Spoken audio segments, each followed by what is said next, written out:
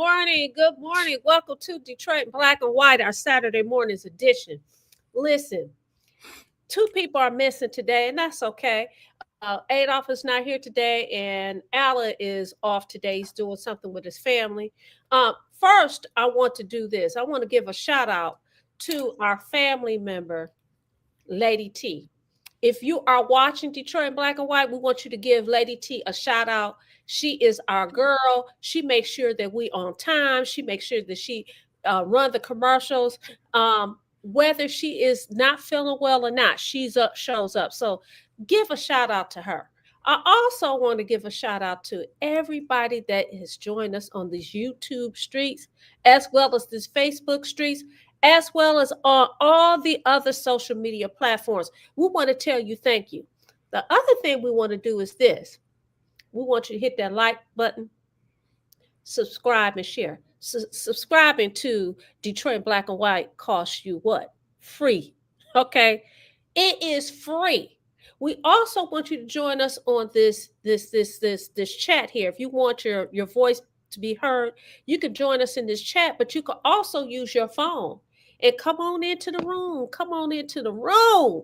Come on into the room and join us on Detroit Black and White.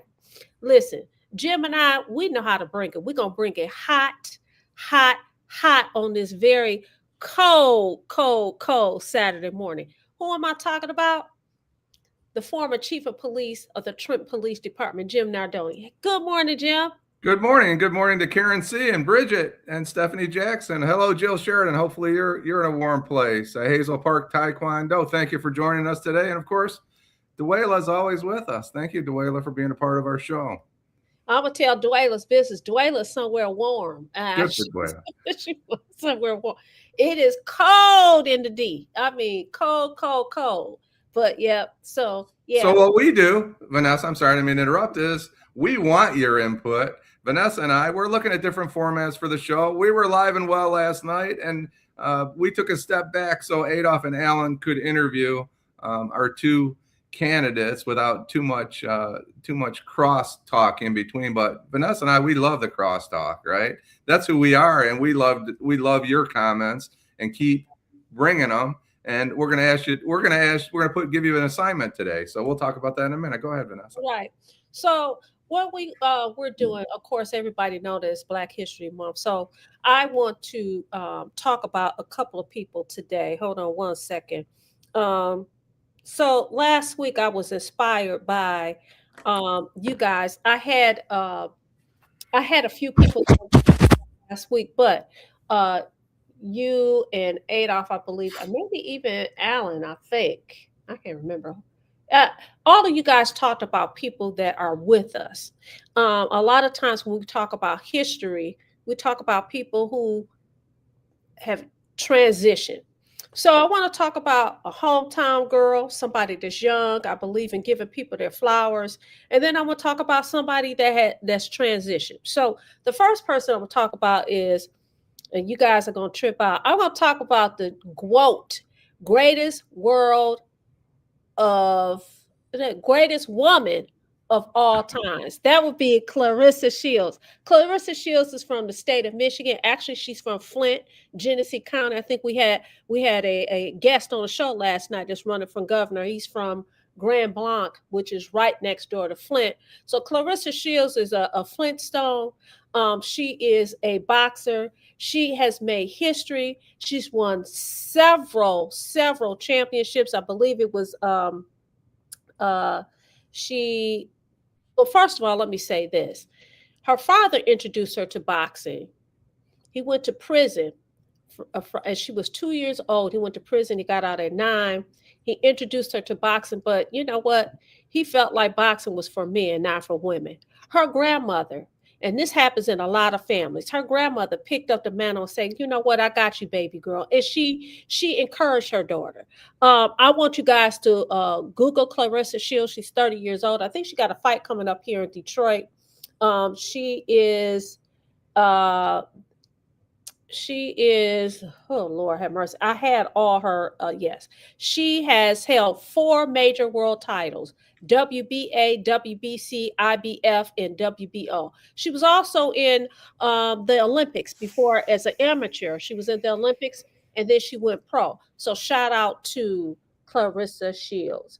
I also want to talk about, we've been talking about for the last few weeks how cold it is, and it is in fact cold, cold, cold, cold. Alice H. Parker.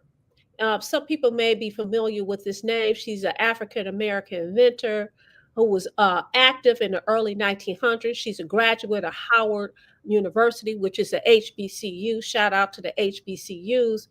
And she is known for her patent for a heating furnace using natural gas. Why is that important? That's important because this system is unique in that is like it's not like the other furnaces that have been created before.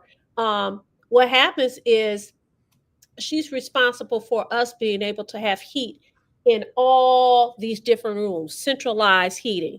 And so she was the mother, the mother that gave birth to HVAC. So listen, I'm gonna ask all of you guys, look this American history up. We talk about Black History Month. Yes, it's Black History Month, but it's American history. It is American history. I'm not trying to devalue the fact that it's Black history because I'm talking about two Black women. I'm a Black woman, and hopefully somebody will talk about me in Black History, doing Black History Month. But at any rate, thank you for listening to me rant and go on and go on. Okay, Jim, you got it. So I know Eric and some other people are saying it should be Black History Month is part of American history. It should be 365, 724. We don't have, nobody here has any dispute with that, right? We should, but this gives us an opportunity. People are sometimes ignored to recognize them. And we've talked about my person before, and he's not 30 years old. He's 83 years old. But I think that, and he has a statue, but I think we need to recognize these people because, 15, 20 years from now, some of these folks are not going to be with us. We may not be with us, and you should recognize somebody every day if you can. And having said that, we want our friends out there. First, we'll start with this. If you want to recognize somebody, it doesn't matter if it's your sister, your mother, your uncle, somebody that from the school that had an influence on you. Put their name in the comments, and you can just say, Uncle so-and-so is a pipe fitter at General Motors, and recognize them. And we'd be happy to read them off today and recognize some people. But I want to talk about a gentleman that was raised in the Jeffries Projects. He was a baseball star at Northwestern High School, and some people are already picking up where I'm at, I'm sure.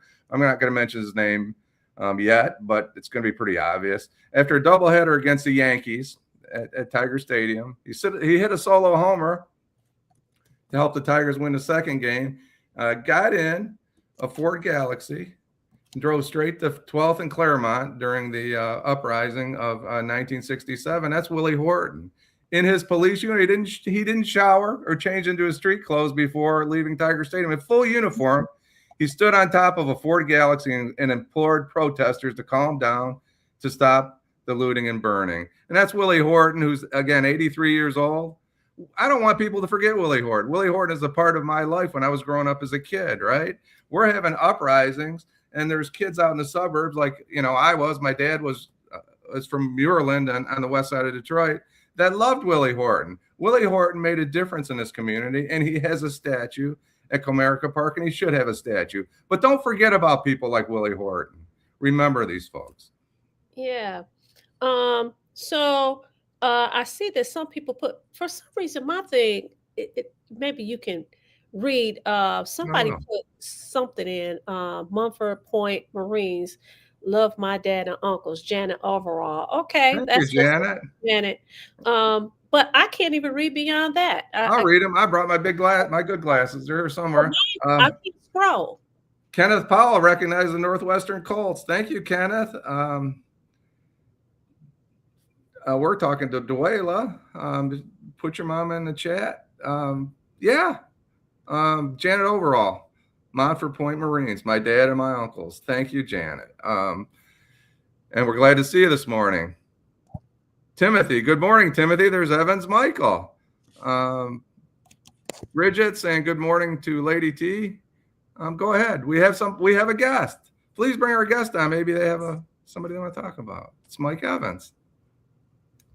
Good morning, sir. Good morning, Black and White. How are you?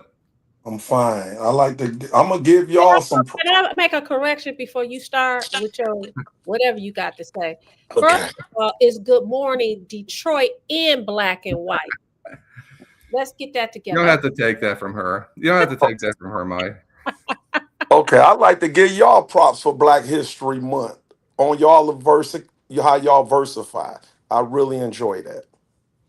Oh, that is so nice. Okay, now let me get started. What I really want to talk about this Black History Month. It was a young lady, and I know I watch our show every day, that got shot 6 times, and I was really kind of offended that the NAACP president didn't speak out on the shooting. I think people stay in their jobs too long and get complacent with their jobs. But I feel if any injustice occur, if it's a black city or a white city or black on black crime, if you in charge of that organization, you should really speak up. That's a big problem in the city of Detroit. They feel that it's all black. So if black people be doing things to black people, it's okay. But the NAACP should really speak up on all the injustice that occur in our black city. Because just because black leaders are running the city, that don't mean they got black interests in their best interest. I mean, that's just what I believe. What do y'all think? Well, you said the NAACP. Somebody was shot 6 times. A lady suing the city. I watched a lady suing the city. Oh, you talk about the Detroit police. Yes, yeah. Detroit police officers. And she was a mother. Of 5. She has 5 children or 6 children. Whatever. Yes. But she got shot. Right. Several times.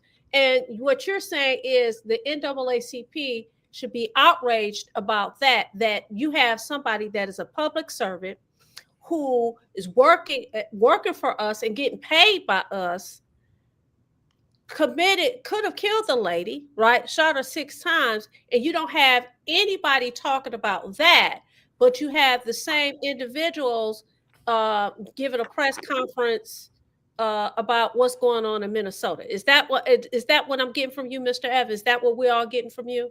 Exactly. Exactly. And I want Mike to weigh in on when I get to my outrage, because I think he's exactly right on that. Wendell Anthony, for the good he does, you can love him, hate him, whatever. He needs to be more focused on what's going on. I think Mike and is it okay if I call you Mike or yes. Michael? Yes, you call whatever you want. Just get the point out. Is that we focus on what we think. The people that are in charge, the people that have the voice, are the people that focus on what they think is important. And when I get to my outrage, you're going to see that where I think it's, some of the lunacy of it all. So this young lady was shot 6 times, and it's barely news in Detroit. You don't hear this story. I just read about it, and I was outraged, as you are, that nobody's talking about it. Mm-hmm. But we're talking. In fact, can I go into my outrage, Vanessa? Are you okay? Well, I do want to say this. Let me say this before you go on to your outrage. I feel like you could do more than one thing at the same doggone time. You can talk about what's going on in this country, because guess what? What happens in Minnesota can happen in Detroit. But I am a firm believer that you are supposed to take care of home before you take care of anything else. So there should, as far as I'm concerned, when we talk about leadership, and we talk about leadership all across the board, they should not determine what ails us. It's the people who determines what ails us. It's the people who said, listen, This is what's going on in our community. This needs to be addressed. People are waiting for these national headlines. What's going on? And again, like I said, we could do two things at the same doggone time.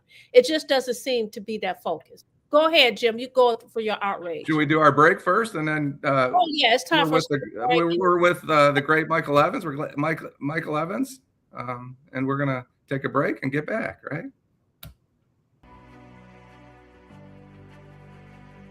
Hi, I'm Eric Sabri, your Wayne County Treasurer. Are you living in the home of a deceased family member and you're facing property tax foreclosure, or maybe you know someone who's in the same situation? The probate process may be helpful to you. If you file a probate petition and notify our office, the foreclosure proceedings will be halted during the probate process. We have several nonprofit partners who have free attorneys who can assist you. Contact our office, 313-224-5990, or email us at taxinfo@waynecounty.com.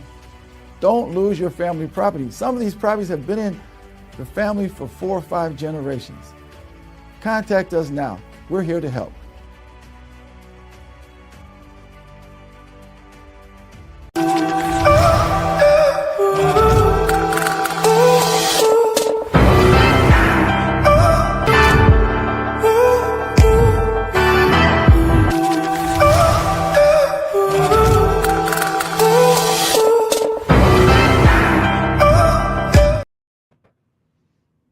We're back, Detroit Black and White, our Saturday morning's edition. Listen, y'all know what we want y'all to do. Like, subscribe, it's free, share. Join us in the conversation. You see Michael Evans has joined us in the conversation. You guys can use that QR code with your phone and join. Come on into the room. If you don't want to join visually, you can join by audio, but you can also comment in the comment section. We're going to get to you guys in the comment section, but Jim is going to do his outrage. After he does his outrage, we're going to read some of the comments, and then I'm going to talk about my outrage. Okay. Go ahead, Jim. I was going to read a few of the comments, but we'll wait. I'll let you. I'd rather you do it, but I just want to talk about this, right? And this goes along with what we've been chatting about, not only here but in our chat room. I read an article about this 5-year-old kid in Minnesota that was kidnapped by ICE, right? And we have people promoting this alleged kidnapping of a 5-year-old by a federal organization. Of course, most people that look behind the scenes understand that it's all BS. This kid was never kidnapped. I don't want to get into the specifics of all that, but I want to talk about something else. But his father, an Ecuadorian who has a criminal record in Ecuador, apparently not in the United States, and his family came to Minnesota. He was being detained or arrested. He ran away from the scene. We can talk about parenting and all that. And there's hundreds of thousands of parents in this Detroit area that would never leave their kid. They'd rather go to jail for 100 years or give their life for their kid. Right. And then they took the kid to the house, allegedly, and mom wouldn't open the door. I don't understand that. But I want to talk about what the police do. I know just a little bit about policing, considering I spent about 28 years doing it. All right. The I DA. want to say something to you, though, Jim. You keep saying allegedly. Obviously, you don't believe the story, but go ahead. Well, I don't know the story. What I'm trying to say is it may not be what I've heard. It may not be what anybody's heard. All right. Something bad happened and something unfortunate happened with this 5-year-old kid. I'm not saying it's good. Okay. But I want to talk about policing. You know, let's talk about the DEA or the FBI. They do not police a community. Detroit police polices a community. Anywhere you police a community, you deal with these kind of issues on a regular basis. Every day, you know, a drunk driver with kids in the car, somebody that went to work in a factory, dropped his kid off in the morning, went to sleep and picked the kid up for school, but he'd been drinking all afternoon, gets arrested for drunk driving, right?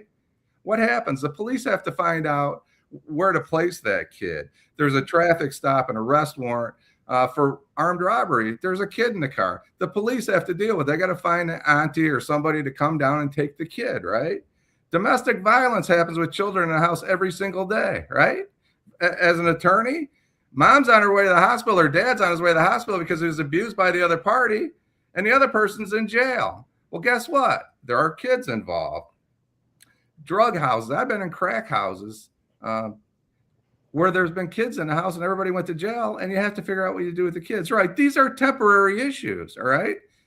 There's no protest. People aren't raising hell about it. Let's talk about, a crime bill in 1994, Newt Gingrich, Joe Biden, and Bill Clinton passed that put tens, hundreds of thousands of people in prison. They were separated from their kids. Somebody for selling, and I remember what I did. I don't agree with everything I did as a police officer. The outcomes, I guess, is what I'm saying. But this is what we did. It was our job. You sent a guy to prison for 10 years for buying a $10 or $20 crack rock, on a street corner in River Rouge. Where were the protesters? Where were the activists and the stalkers? Where were all these people that think it's so bad now that a 5-year-old of an undocumented from Ecuador had to spend time in the system? What about all the kids that had to deal with this over the last 30, 40 years? Where are the protesters? Where's the violence? Why doesn't anybody care about any of that? Well, you know what, Jim? I agree with you. I thought we was going to fight about this because I didn't know where you were going with this. But I agree with you. And because I work in the system, and for people who know me knows that I did spent quite a great amount of time, doing work in the juvenile court. And you're absolutely correct. There is no outrage about things like that. People abandon their children, maybe not the way that this man allegedly abandoned his child, but there are people who abandon their kids every single day, and there is no outrage. And I think that goes to the point that Michael Evans was bringing out. Why is it that we don't have these leaders in the city of Detroit, in the state of Michigan? Because we're in the campaign season, right? You have all these people that's running for office seeking to be, represent us in DC or represent us in Lansing. Where's the outrage for that? I agree with you, Jim. People in the chat, what do you guys think about All it? right. Go ahead, Mike. Let me do another. I'm gonna start one more conversation on immigration. Listen to this. If you come in United States illegally and you say you coming for asylum because you fear that you're going to get hurt or murdered in your country that you left, I have no problem with that, but do it legally. But this is the point where the government is failing United States. You let them people come here. Them people come to the Black community, build their wealth up, and guess what? Just like in Minnesota, these same people say they so scared to go back home, they go back to their country where the government done let them come to. I'm so scared. But then they go back to their country with bags of American dollars. So much money is you can't even count it. But if you so scared to go back, why you taking all that money with you and building all them big pretty houses? All them foreigners do that to us. And that's a failure of the government, not Detroit, not Michigan. The United States let these people trick them. Oh, come over here. But as soon as they get $1, they get on the first thing smoking back home, come back and forth with all that money. You might don't agree with it, but I know I'm a veteran. I've been all over the world, traveled. People, they see me, oh, you ain't like what they taught me to believe that you look like. I say, yeah, we ain't like that. So I don't know, but I think it's the government's fault, and they need to end that. So let me ask you a question, Mike. Where's that money coming from? Who's losing that money? If the money goes in the pockets of a Somalian and it gets and $1 million goes overseas, who is that affecting in our community? Who's losing out on that money is the question. My people, because they get it from our neighborhoods. They get it from our neighborhoods. But I'm gonna give you another example. Well, wait a minute, Mike. When you say our neighborhoods, there are people who say the Somalians are our people. They don't think. I'm not gonna sit up here and accept that from you. They don't think they Black until they in trouble. I'm not gonna accept that. Listen, if you watch The media, they say, and these are people that are in leadership, they say, listen, they are Black people, they are people of color. And guess Yeah. what? They're doing that to them, they can do it to you. But to your point is this, you're saying, hey, the money is coming out of our community, and basically you're saying that the Black community loses out. How many I'm not Somalians just have talking you about seen in the Somalians. I'm streets? talking about Dearborn. I'm talking about, and I ain't not talking about them. I'm just saying, I'm talking about all. If you go to any Black city in the United States, other people are running our businesses. Not at a fault to them, at our own fault, because our leaders, I'm going to tell you this, every city official in Atlanta and Alabama, wherever we at, guess what our leaders think, Vanessa? Our leaders think we was the kids on the yellow bus with white helmets on top of our heads. Like we don't know. They've been tricking us so bad, they believe we still got the white helmets on the top of our head, can't get off the school bus. We need to wake up. I'm talking about all of Black people need to wake up. Lord Hey, have Mike, can you tell us just a little bit about your experience in the United States military as a patriot? Thank you for your patriotism. Thank you for protecting all of us. But can you tell us just a little bit about your what you did? Well, I was a 76 Yankee Y-10. I was a small arms specialist and supply sergeant. I ran the 8 Mile Army on eight. When I came home, I ran the 8 Mile in Dequindre supply room for 4 years. So I did my service, and then I came home and I started purchasing property. And I hate to say I'm a Detroiter through and through, but I just hate how the people are getting treated in our city. And like I said, our leaders think we all got white helmets on the top of our head and we just keep bumping our heads. And we got to start fighting for something. Even if you don't like what's going on in Minnesota, and I know it ain't no Somalians out there marching, but whoever paying for it, they need to come and pay for the problems we have in Detroit because we have no leadership. And just like I said, NAACP, they forgot about us in the city. They think everything the city do is fair, and it's not. And we have no leadership. But they're marching up 7 Mile and Telegraph for Minnesota, right? Have you walked down 7 Mile and Telegraph and look how many empty buildings we have down 7 Mile, Jim? Detroit, I mean, I know investors want to fix them buildings up and they don't even want you to fix it up. I don't know what's going on.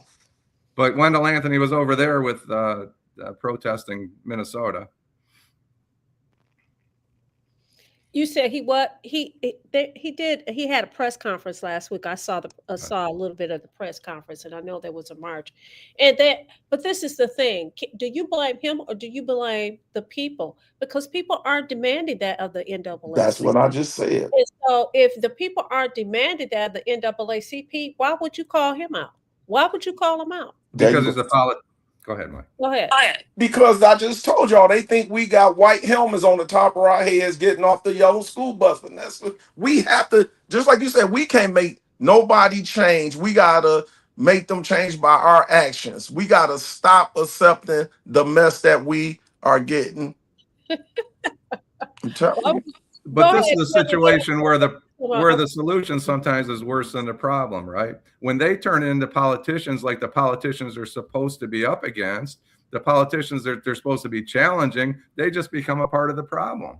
And that's like when the union, when they're out in Palm Springs buying Rolexes and playing golf, they are not the solution. They're part of the problem. So we should get to our friends. Yep. So I'm gonna give you an example. Wait, let me say, I gotta go. Let me say one thing, Vanessa. Just like Kim Worthy, to me, Kim Worthy, she been there 40 years. I don't know if it's good or bad, but sometimes it's time to go as the prosecutor. And I went in front of Judge Giles and I sat in his courtroom and I watched how he mandated people to come in there respectful, how you dress, how he the only judge in there demand style and how you supposed to be when I was a kid. And he the only judge. I don't know what the situation, but when I heard that, I was like, why would you be picking on a man who want black people to come in his courtroom acceptable and respect him? I don't understand what's going on. So sometimes our leaders can be there too long and it turn into not leadership, ownership.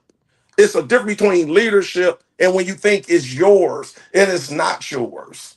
Well, you know what, Mike, for those of you guys that don't know what Mike is talking about, there was a story, and I alluded to it the other night. We didn't get a chance. I wasn't there on the show last night, so we didn't get a chance to talk about this. But there was a story in the Detroit News about Prosecutor Worthy. She is running an internal investigation on some rulings from Judge Giles, and there was a caption that says, you know, is he making up law? Supposedly, when the media contacted her, she said that was an internal memo and that this wasn't supposed to get out. Here's the deal. For me, as a practitioner, I have a problem when you believe, because her actions to me says that the judge's role is to be an extension of the prosecutor's arm, right? That is not true. You have defense, you have prosecutor, and you have the judge who is supposed to be in the middle, right? And it doesn't appear that way, especially when you keep hearing stories about judges under fire. You had Judge Latoya Miller, who that she had a problem with because of her ruling. A judge is supposed to follow the law. And following the law does not have prosecutor or defense written on it. The law is the law. So I think that is the story that you're talking about. I do believe that we do have people that sit in office, be it Congress, be it the Senate, and I'm talking about all of them. I don't care if you're a D or an R, all of them sit in these positions, and people re-elect these people over and over again. If you want something different, do something different, but you don't. And let's be clear. A lot of times these people that have been in office a long time, if they hear that somebody is going to run against them, they do everything in the world to prevent that person from running against them. And that is unfortunate, because to me, that is not democracy. We have somebody else that's joined join us, Les Little. Thank you so much for joining, Les. Let me get to some of these comments and then we'll get to you, Les. Timothy Squire Bay says, to me, every month is Black History Month, just like celebrate American history. G Money Hollywood, he said, hey, good morning. Talk back to, hey, we talking back to you. We missed you. Duela said, good morning. I want her to talk about her mom. Her mother made history impact. Maybe she'll come on another day and talk about her mom and what history she's contributed to the city of Detroit. Janet overall says, glad to be here. My cousin from Texas is here. Hey, shout out to Texas. Doria Denard, good morning. Deborah Harris, hey girl, hey. Doria Denard, if I'm not mistaken, the cop, and they talk about the cop that shot her is Black. They're talking about the young lady that was shot 6 times by Detroit Police Department. Terry McCrimmon says, I remember Willie Horton coming to a church on weekday when I was about 10 years old. He sat there with us. It was about 15 of us, and he told us to go for our dream, and don't let anyone tell you that you can't succeed in life. Thank you, Terry. Yeah, Hazel Park, Taekwondo, what's up? Money controls people. Absolutely. Dorian Denard says the news did report it when it happened. What else do y'all want? G Money Hollywood says, I said in an earlier cast, Black history is not just American history, but it's global history. Blacks have penetrated the entire universe, and it's because of Blacks that the world is being in existence. Terry McCrimmon talking about the shooting, the police officer shooting the lady. He says it sounds like murder to him. Where are the murder charges? Stephanie talking about the protests in the NAACP. She said no protest for local shootings by law enforcement. Doria says the story about the lady is only in the news because she's suing. Dorian also says what could have the toothless NAACP done?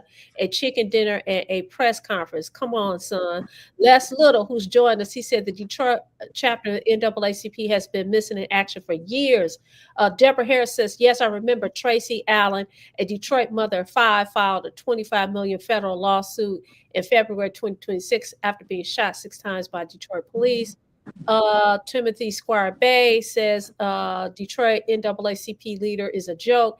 He only speaks on national news, not local news. Ricardo, thanks for joining, Mr. Moore. You got to come on. Daryl Vance, Sherman Lee Butler, Tracy Allen, Detroit police. Karen Worcester says the media goes for sensational headlines. I could not agree with you more. Jill is addressing you. She said, allegedly is right. His lawyer maintains the father did not flee like you. He would never abandon his child like that.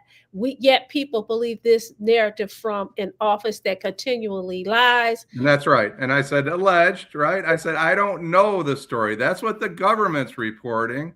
The other side's reporting something else. The truth is typically, sorry, I didn't mean to interrupt, but the truth is typically somewhere in the middle. There's video of them knocking at the door and nobody answering. Which mother doesn't answer is the question. It looks pretty apparent that somebody didn't answer the door over there in Minnesota. I don't know why, but I'm sorry, Vanessa. That's all right. G Money Hollywood, he hits on something, my outrage. I'm going to bring that up so you'll be able to chime in again. Jill, she's made a comment, and Charles Stiles, he says he's outraged with the Wayne County and the city of Detroit system. Okay, you got to expand on that. Stephanie says, hey, Stephanie Jackson, she says, Kamala is black when it's convenient. She said, hit it, Mike. I guess she's better of yours, Mr. Evans.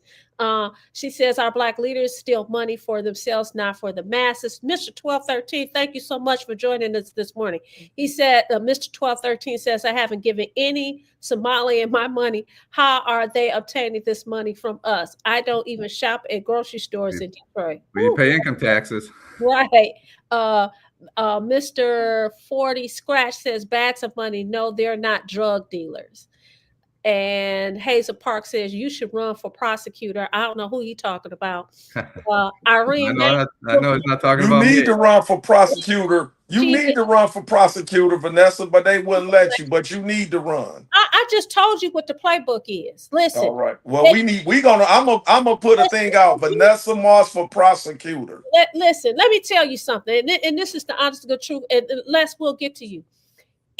It kills me, the hypocrisy of this whole thing, and I think Jim, you will agree with me.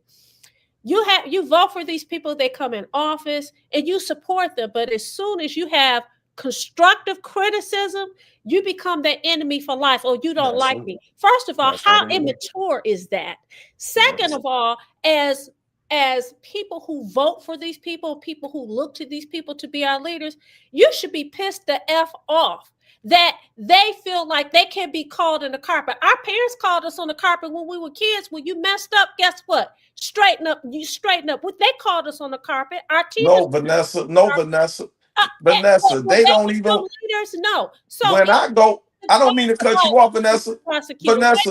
Even if I thought about running for prosecutor, trust. But listen, Vanessa, they got people so scared they don't even run against the people. It don't even be nobody running against the person. The word gets out. Let me tell you this. The word gets out because I know this has happened for a fact. Such and such talking about running. Oh, we need to have a talk with them in the office. Yep. They don't want to run. We're going to give them a interview with the governor. Maybe such and such can get a judgeship, or maybe they could get an interview or a seat on this board. Those are the kind of things that happen. And so when they say that votes can be bought, that's true. When they say that people can be bought, that is true. So I am a firm believer no one should run for office and go unopposed. No one. Me, I agree 100%. Office 5 billion years. Go ahead, Les. Good morning, fellow patriots. Vanessa, Jim, and Mike. Y'all have a real spirited conversation going on there.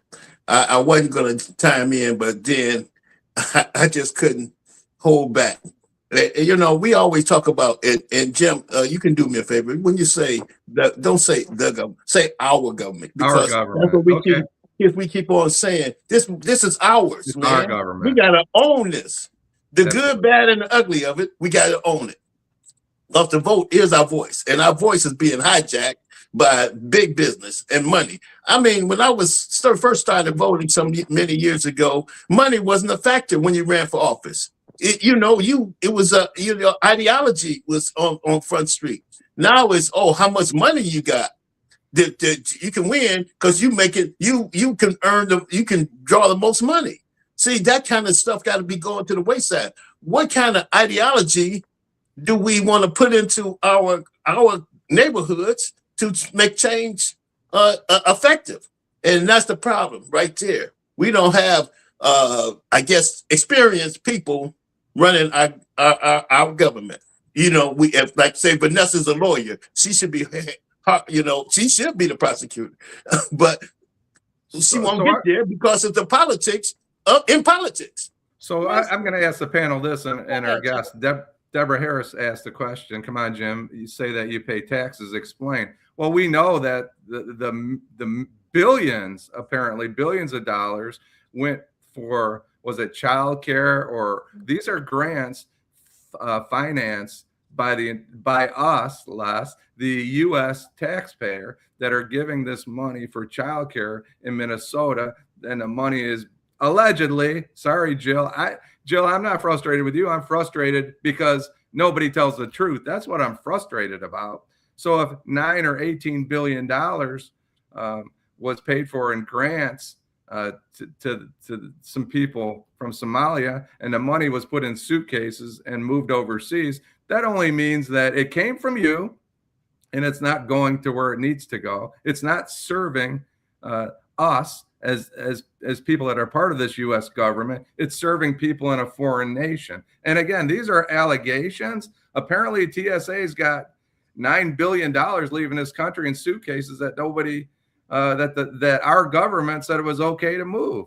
Right. So, but what do you think Metropolitan? What do you think Metropolitan Airport, with the people we have in the city of Dearborn, how much money do you think they have leaving out too? It's just not Minnesota. It's a lot of cities where other people is in charge of the businesses. But here's the source. I was part of a Drug Enforcement Administration group, and they attacked and targeted these airports. These were people, again, moving money illegally through the airport. The people that moved the money overseas in these examples did it legally. They told the government that they were taking $9 billion out of this country, and we didn't do anything about it. And that $9 billion came from your taxes. Right. So Terry McCrimmon says your guest host is correct. It's about how much money you have. How else can you explain Sri Thadadar? But guess what on that? Guess what on that, Vanessa? Let me finish. Hold on. Timothy Squire Bay says Black people is not a nationality, nor do they a country to call their own, like other people of color. Dorian Denard says prosecutor's office is a patronage house. Y'all just figuring this out. It's controlled by the elites. Frank Struthers, thank you so much for joining us this morning. He said, Frank Struthers says, I thought color was a slur. Now, ? Stephanie says, government funds. Okay. And Janet, she says, thank you, my friends, for watching. You understood our assignment from Mississippi, Vanessa. All love. Look, Ricardo Moore, if you can join on, we want you to join on. Go ahead. All right, let me say this, Vanessa. I understand when the gentleman said about money, but money don't vote. So what we have to be, even with our local news channels, they like right now, they saying the mayor is 23%. I mean, they put that out and we believe it. All I'm gonna ask our people in Michigan to really do your own homework. Of course, money gets you on TV, but money don't make the vote. It's time for us to take responsibility for who we put in office. Listen, Mike, I hate to tell you this. We're going to have to go to commercial, but you're living in an ideal world because money does impact the vote, because that impacts how many commercials you get out. That's That awesome. impacts how much literature you get out. Listen, I'm getting ready to run for office now. And so I had a conversation with somebody the other day, and they said, well, how much money you have? This is, we're talking about just getting signatures to put, so my name can go on the ballot. So listen, money does talk. Money does make a difference. Well, And I tell you what, tell them. people that will suppress you getting money. I want you to tell them Mr. Evans gonna go to all his black friends who got businesses and gonna bankroll your running for office. So now they in trouble. Wow. Tell them they in trouble now, Vanessa. Or, They got me mad. We going to the all black business owners, and I'm gonna make sure they give you some money. it's Wayne County. I need everybody. Well, I'm gonna go to everybody I know and get you some money because I know you will do a good Jim job. got me. Jim and Lady T got me. Go ahead, Leslie. We got to go to commercial too. Go ahead, Les. Well, I can say I'm not gonna argue with the point of money is not important, but it is, because you're not to have it to put the message out. But people got to do their homework. We have to engage the people, and we have to make sure that civics is important in school. We had a clerk that once went around to high schools and made sure they was registered voters when they got graduated. We got to start doing that. We got to really engage the young people, because the young people are the people that are going to have to change the world, because we can't, they're going to inherit what mess we left it in. Okay. Okay, so we're going to shoot the commercial. When we come back, I'm going to talk about my outrage. I'm going to tell you what it is. It's that thing that was going around on social media that the current administrator put out with President Obama and his wife looking like apes. We're going to shoot the commercial. We're going to come back. Detroit in black and white. Hi, I'm Eric Sabria, your Wayne County Treasurer. If you're living in the home of a deceased family member and you're facing property tax foreclosure, the probate process can be helpful to you. If you file a probate petition and notify our office, the foreclosure proceedings will be halted during the probate process. Contact us at 313-224-5990 or email us at taxinfo@waynecounty.com. We're here to help.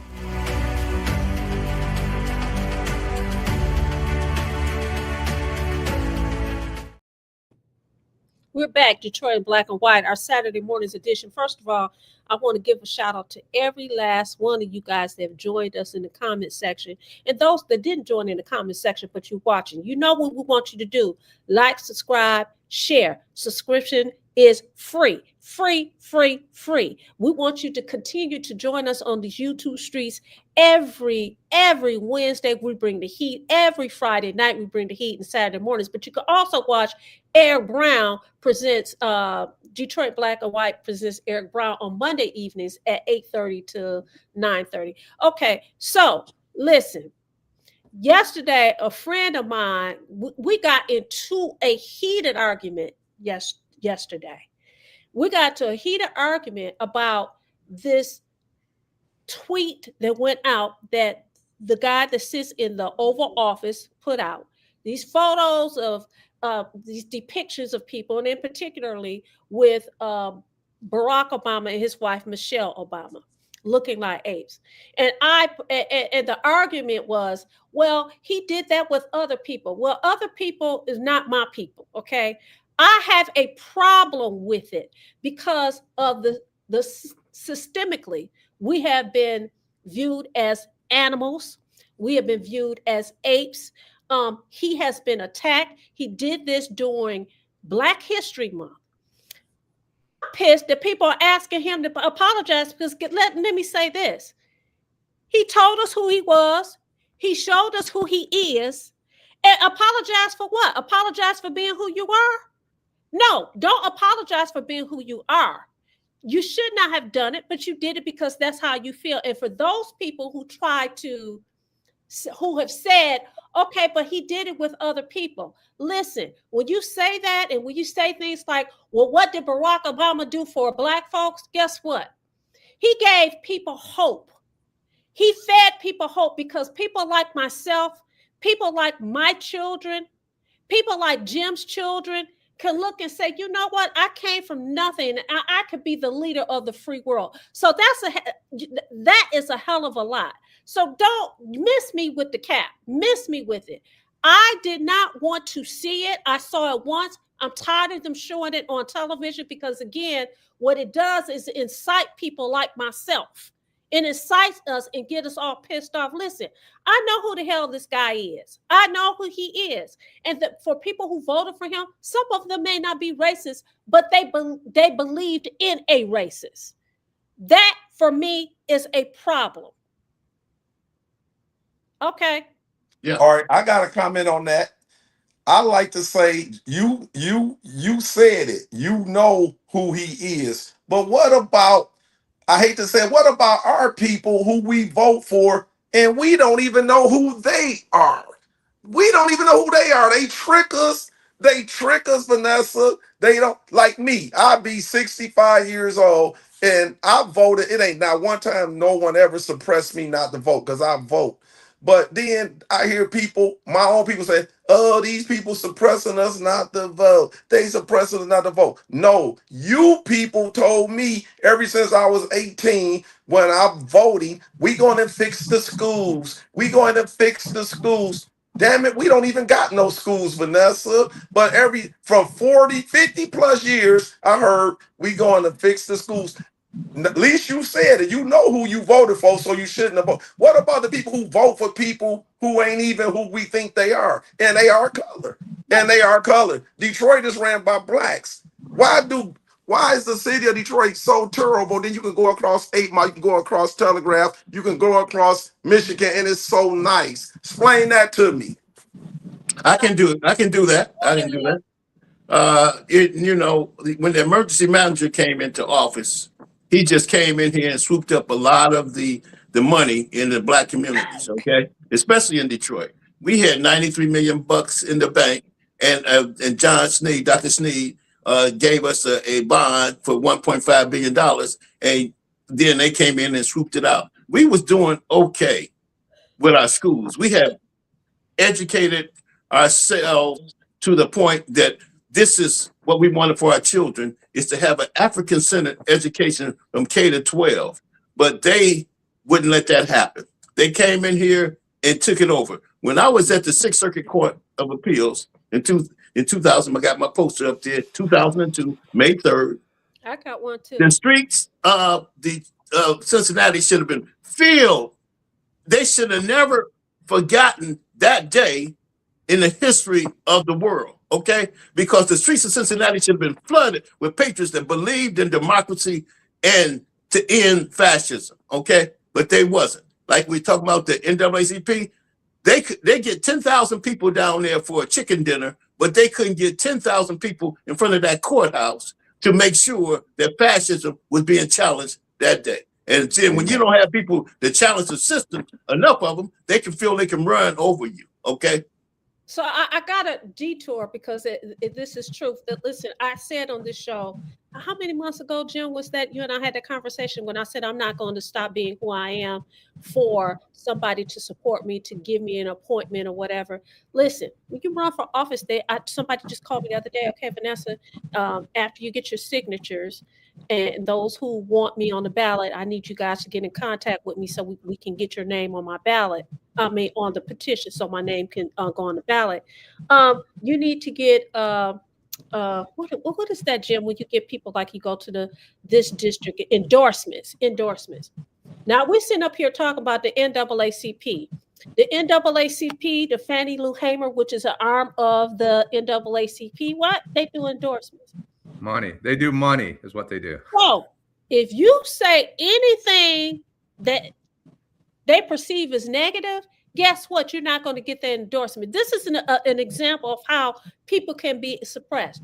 You don't get the endorsement, then you don't get the help that you need for people to stand out there at the polls to pass out your literature. You don't get the literature with the endorsement and that kind of thing. Those are the kind of things that make a difference. So it's easy for people to say, hey, vote for this person. But if you're not allowed to get your message out because you're being honest and authentically you, it is always going to be a problem. But guess what? I'm not gonna stop being who I am. I'm just not. So, and you never should. Don't sacrifice who you are for any other human being. We only live once, right? So, can I go to our guest? I want our other guest, gentlemen. Will you stay with us? You've made this a great show. Telegraph is not a border, Dorian. Over there, I think it is. 6 Mile and Telegraph, 7 Mile and Telegraph. That's Detroit, isn't it? Maybe I'm wrong. This guest thinks like me. The people have voted against an emergency manager. That's democracy. But the powers in Lansing get together behind closed doors and decide that the people in Detroit vote. Their vote doesn't matter. You're getting an emergency manager anyway. That was definitely a cluster, Terry. Thank you. Through an executive order. That's not democracy. That's a good point. Miss Suzuki, watch the Hammond's Tale. Quite the opening. Kenneth Powell. Thank you, Ms. Suzuki and Kenneth Powell, our longtime viewers. Salute to the gods and goddesses. Stay dangerous. When are you going to come on, Kenneth? And Ms. Sheila, who we haven't seen, it was black men that took over the Detroit schools. Frank Struthers, don't take the bait, black people. NOF, not our fight. The D's and R's are all one. G Money. They just wear a different color, and I think that's accurate.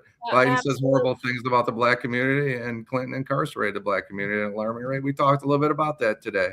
The city hasn't been run by black people in 15 years. Dorian, thank you. Tell the history, Les. Most people don't know. Miss Suzuki. Naomi Keith, read the shock treatment again, Miss Suzuki. Unfortunately, that picture said a million words about how the issue of hatred has progressed. Thank you, Karen C. Tim Scott calls Deborah Harris the post about the Obamas the most racist thing I've seen to come out of this White House. That's high up on the threshold ladder there. Right, Mr. Evans, Miss Suzuki. Bridget Tracy, doing that to other black people doesn't make it. Doing it to the only black president is totally wrong. Doing that to other people doesn't make doing it. It's never right. Thank you, Bridget. The Mango Mega Monster. That was hard, Dorian. The Mango Mega Monster is trying to get a rise out of black people, and it's working, unfortunately. Les Little, educate our young folks on civics. Stop calling them dumb. Deborah Harris, thank you.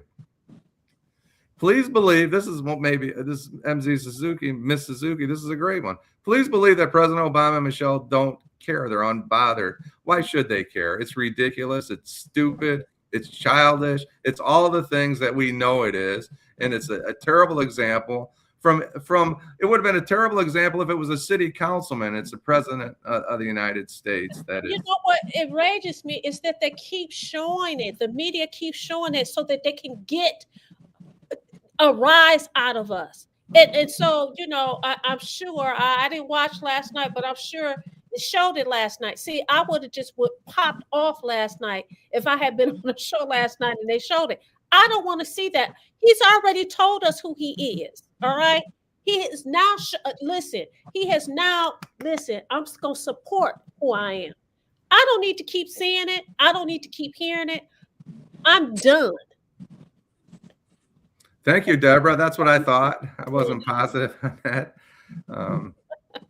Brightmoor area, Scotty Simpson's. There was a point here, something about, and I didn't get to it. It's backing up. I really loved a couple of these comments. I'm about to go get some donuts.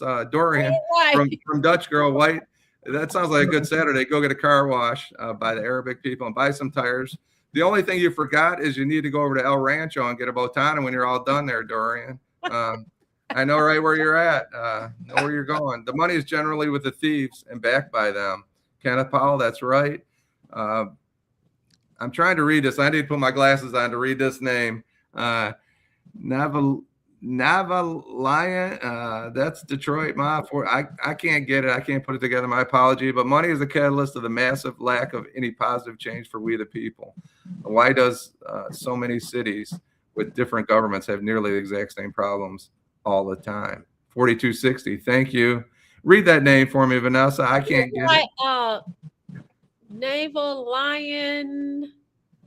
That Detroit Ma 40. Detroit Ma 462. I have to look at it again, but it said black and white and everyone else. These politicians are acolytes in the in the same white flight, insert acolytes for 40 or 50 years, then gentrification, master, apprentice, and the acolytes, our rigged system. And Hazel Park Taekwondo, thank you for your contribution to law enforcement. I was trying to talk a little bit about interdiction, but Right. I try not to be too specific. Thank you for, and as you know, when you did that work, it was illegal money you were looking for. It wasn't legal money, right? If I'm going to buy a Rolex and I put $20,000 in my bag and I'm telling you I'm going to a jewelry store in Fort Lauderdale and this is my salesperson, you can do that. But and that's kind of what the people, the Somalian folks did. They went to the airport. Our government, Les, said it's okay. Don't bother them. Let them move the money. And TSA and Secrets, whoever was handling the money, not Secret Service. I'm thinking about whoever it was, said, okay, you can do it. So we can't criticize folks for doing that if our government allowed it. And I wouldn't say they endorsed it, but they sure as heck didn't stop it. And they had the opportunity to do that. Well, we have hit up at the 11 o'clock hour, so it's time for us to end this wonderful conversation. First of all, we want to thank Mike Evans, Les Little for joining us using that QR code. We're going to ask the rest of you guys to join us again on Wednesday and use that QR code and join us. Listen, just like I don't want the guy that sits in the White House to apologize for being who he authentically is, Jim, Vanessa, Adolph, and Alan, we're going to continue to bring and be who we are. And Mr. Little and Mr. Evans and Duela and exactly. And Janet and Dee Hughes. There's Dee. Where's she been? I had to answer a question. I have to answer it next Wednesday. She asked where we were. We stood down. We talked about it a little bit earlier, so Alan and Adolph could interview those fine candidates. But this show is made by the people that participate, and if you did notice today that Mr. Little and Mr. Evans made this a great show. Thank you, gentlemen, for joining us. Please come back anytime you want. And Karen or Stephanie, Duela, Janet, Dee Hughes, you guys, anytime you want. G Money, all our friends, please come on. Look at how good this show turned out. It was a great show because of. And next week, when you guys join, you need to tell us who your Black hero is. It doesn't matter if it's your auntie, the person down the street, the number lady who helped, who put money in my pocket when I was growing up. Whoever it is, you can put it in the chat. You could join us. But listen, have a wonderful, safe Saturday. Wrap up cold in the D, and we love you all. Thank you. Thanks, Lady T. We love you.